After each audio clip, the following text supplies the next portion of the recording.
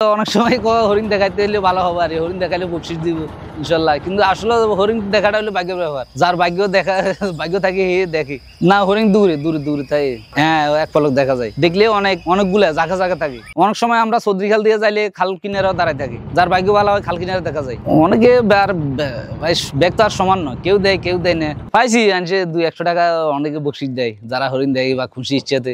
আগে অনেক হরিণ ছিল, এখন হরিণটা মরে গেছে বন্যার কারণে।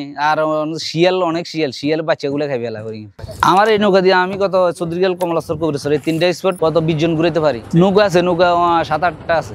3 জন আছে। আমরা সবসময় পর্যটক টানি, আর যারা নদীতে মাছ ধরার সময় হয় তারা মাছ ধরতে চলে যায়। আমরা 3 জন আর গাঙ্গা থাকি, সবসময় থাকি।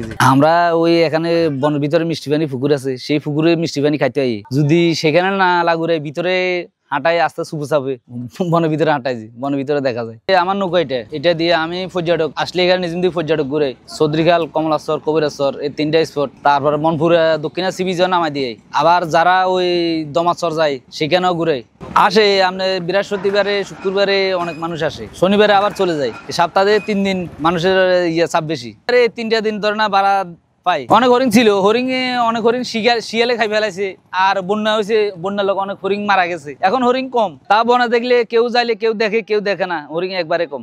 চৌধুরীখাল, কবিরেশ্বর, কমলাচর 3টা স্পট ঘুরলে আমরা 1000-1200 টাকা নিই। আর মনপুরে নিয়ে যাইলে 2000-2500 টাকা এটাই। আর দমাচর যাইলে, দমাচর ভাড়া হলেও আপনার 5000 টাকা রিজার্ভ নিতে হয় নৌকা। জি, আমরা গাড়ি হিসেবে কাজ করি। আমাদেরকে হেরা আসলে বলে বা কেমনে ঘুরতে হইব, তাবু টাবু লাগলে আমরা তাবু টাবু সংগ্রহ করে দিই, বা হেরগো বারবিকি করে হেরা লাকড়ি টাকড়ি সংগ্রহ করে দিই, বাজার সদাই করে দিই, যা যা লাগে ইত্যাদি।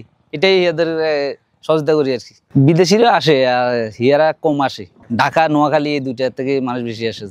নৌকা রিজার্ভ নেই, 5 জন আসলেও মানে একটা গ্রুপ, বা 10 জন আসলে একটা গ্রুপ হিসাবে আমরা ঘুরাইতাম নিয়ে যাই।